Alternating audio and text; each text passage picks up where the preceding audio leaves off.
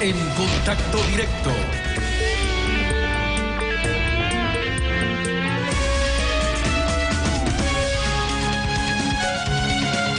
¿Qué tal, Lenin? Buenos días, ¿cómo te va? Muy bien, Estefi, amigos televidentes, un buen día para todos.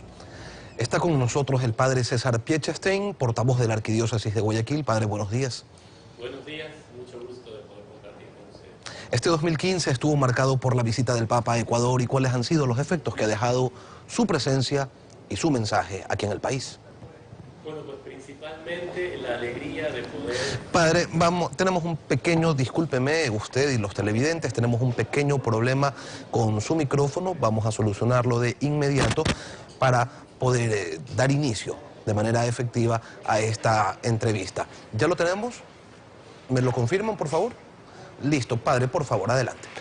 Bueno, buenos días con todos y como les decía, primero que nada es la gran alegría que el Papa Francisco ha dejado en nuestro país. Él, con su exhortación apostólica Evangelii Gaudium, nos habla de la alegría del Evangelio, y su presencia en el Ecuador fue eso lo que nos dejó. Una alegría grande, pienso yo también, una renovada fe, un deseo más grande también de seguir a Cristo y de hacer realidad el propósito que también tiene el Santo Padre ahora de invitarnos a vivir un año de la misericordia que ya está en curso y que estamos pues bien dispuestos a vivirlo intensamente. Ahora, independientemente de la creencia, de la religión, la visita de Francisco, del Papa, marcó el ánimo de los ecuatorianos, de todos. Pero en la realidad, ¿qué cambió? ¿Cómo se evidencia esta alegría a la que usted hace referencia? Bueno, yo creo que es poco el tiempo para ver qué efecto puede haber dejado el Papa Francisco y su visita al Ecuador. Pero en las parroquias se siente ya un deseo grande de saber cómo vivir intensamente el año de la misericordia, cómo ganar las indulgencias que puede uno recibir este año y sobre todo una mayor sintonía con el Santo Padre. Yo creo que esa es la gran ganancia en general en el mundo y con mayor razón en Ecuador o en los países donde el Papa ha podido estar presente. Es decir, esa mayor atención con respecto a lo que dice el pastor más importante de la Iglesia. Sí, efectivamente, hay un liderazgo, hay mucha atención sobre su figura y también sobre su discurso. En octubre el Papa Francisco reafirmó la oposición de la Iglesia Católica al matrimonio entre parejas del mismo sexo, pero dijo también que la religión debía mostrar amor y comprensión hacia todos.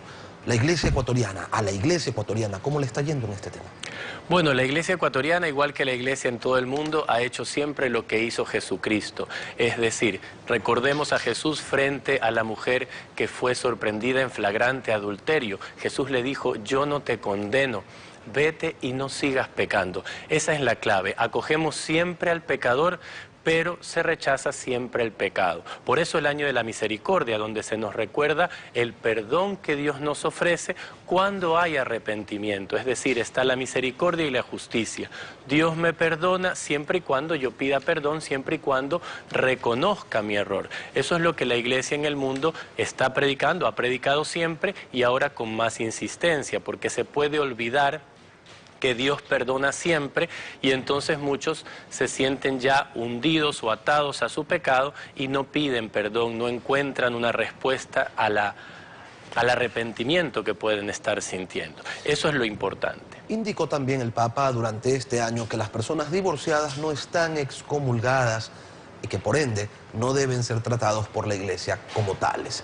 ¿Hacia dónde está avanzando la Iglesia Católica una vez que el Papa va delineando nuevos caminos para su tránsito?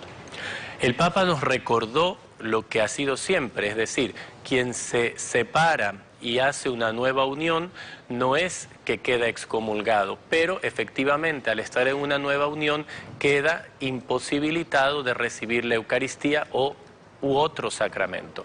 Y lo que estamos haciendo como iglesia ya, por ejemplo, aquí en Guayaquil desde hace 2 años, es acompañar espiritualmente a las personas, a las parejas de separados en nueva unión. Hay de hecho un movimiento apostólico que se llama Camino a Nazaret, que está haciendo un trabajo muy interesante con estas parejas para integrarlas a la comunidad cristiana, para que no se sientan aisladas y hacerles un acompañamiento espiritual desde esa realidad de separados en nueva unión. A propósito de nuevos temas, ¿cómo está afrontando la Iglesia temas que se presentan como el de los cambios implementados en los nuevos documentos de identidad, donde se podrá incluir no solo el sexo, sino también el género de las personas? Bueno, esto realmente es un problema bastante grave porque un documento de identidad, si se puede alterar a voluntad, pues ya pierde su validez. Y entonces es necesario recordar cuál es el sentido de un documento de identidad. Identificar a la persona de forma objetiva y no de una forma subjetiva, donde cada quien pueda cambiar los datos del documento de identidad. Esto más que nada no por un factor ideológico, sino por el valor que tiene un documento que identifica a una persona y que, de lo contrario, si se cambiase a voluntad, pues tendría una repercusión jurídica y social gravísima. ¿No hay un ejercicio de intolerancia desde la fe, padre? No, todo lo contrario, la fe es más que tolerante. Además, no es tolerancia la palabra o el valor cristiano, sino la aceptación. Nos aceptamos todos como somos, empezando porque todos somos hijos de Dios y todos también somos pecadores. Y de ahí partimos. Pero las cosas son como son y objetivamente no podemos llamar bueno a algo que es malo. La intención universal del apostolado de la oración del Papa Francisco para el mes de enero de 2016 es el siguiente, o la siguiente: que el diálogo sincero entre hombres y mujeres de diversas religiones conlleve frutos de paz y justicia.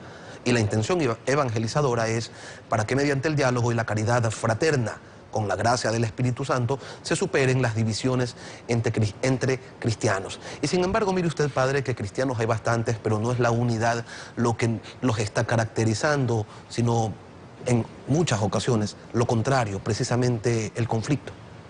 Bueno, resulta ser que todos los años, en el mes de enero, para la semana del 18 al 25 de enero, toda la iglesia en el mundo, la Iglesia Católica, tiene la semana de oración por la unidad de los cristianos.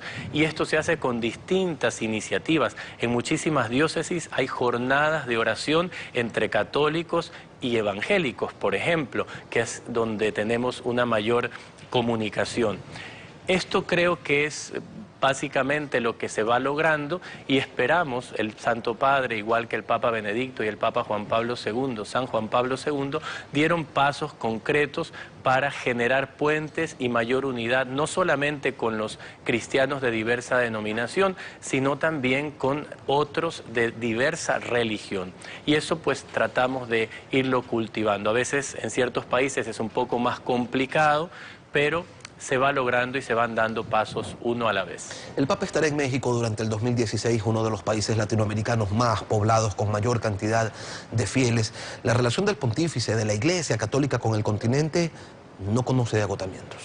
No, el Santo Padre definitivamente, no solamente con Latinoamérica, pero se nota siendo un papa, el primer papa latinoamericano que tiene un mayor deseo de estar en contacto. Además, es como mucho más cercano para nosotros, habla nuestro idioma, habla de forma sencilla que todos lo podemos entender y efectivamente creo que es muy importante para la Iglesia aprovechar esa coyuntura para que el Papa latinoamericano renueve, refuerce la fe de Latinoamérica. Las principales preocupaciones de la Iglesia Católica para este 2016, en particular de la Iglesia ecuatoriana, ¿cuáles son?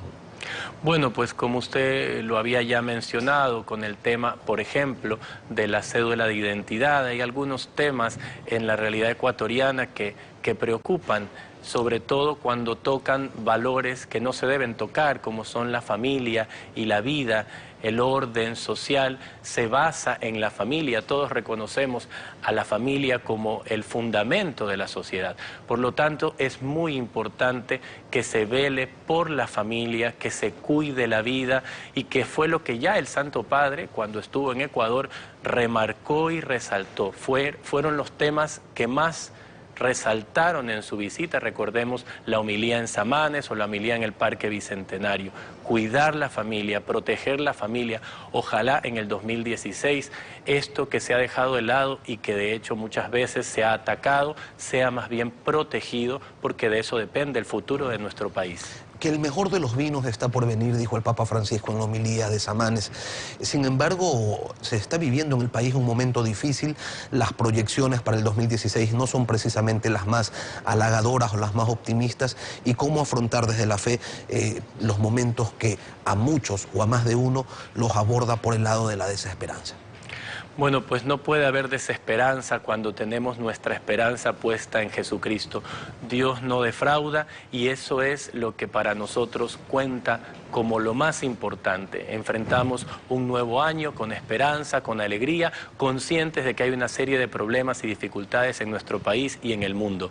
Pero sabemos que estamos de la mano de Dios, que no nos abandona, y queremos transmitir esa esperanza a todos aquellos que estén tristes o que piensen que ya no hay solución. Con Dios siempre encontramos nuevos caminos y, como lo dijo el Santo Padre, el mejor vino está por venir. No nos desesperemos, pensemos más bien que somos y hemos sido siempre un país bendecido por Dios, el primero consagrado al Sagrado Corazón de Jesús. El 2016 es un año, o va a ser un año electoral aquí en el país, y eso lo vuelve particularmente especial y particularmente problemático. ¿Cuál es el mensaje que tiene la Iglesia Católica para las organizaciones políticas que se involucran en esta búsqueda del poder o del servicio, dependiendo de cómo quiera observárselo? ¿Hay algún tipo de mensaje particular para ellos, para quienes aspiran a comandar, a gobernar esta tierra y los destinos, pues, de los ecuatorianos? El Papa Francisco en Samanes nos decía justamente que el servir es el fundamento de la vida en este mundo. Por lo tanto, todos, ciudadanos, también aquellos que hacen política, debemos recordar siempre que esa es la clave. Estamos para servir, para servirnos mutuamente, y entonces, pues, ojalá el tiempo electoral sea siempre un tiempo para decir la verdad, porque Jesús es el camino, la verdad y la vida, y a través de la verdad poder entendernos y encontrar caminos para servir mejor. ¿Y algún mensaje particular, padre, para los ecuatorianos en estas últimas horas del año? Bueno, pues a todos pedirles muchísima prudencia con el tema de la quema de los años viejos, y al mismo tiempo recordarles que el 1 de enero es solemnidad de la maternidad divina de María, que es día de precepto y que por lo tanto estamos todos convocados a la Santa Misa. Que no lo olviden y que recuerden que es la mejor forma de recibir el año, en comunión con Dios, acercándonos a nuestra familia, pero sobre todo renovando nuestra fe. Padre César Piechestein, gracias por acompañarnos. Gracias a ustedes. En el último programa del año de Contacto Directo, Estefi.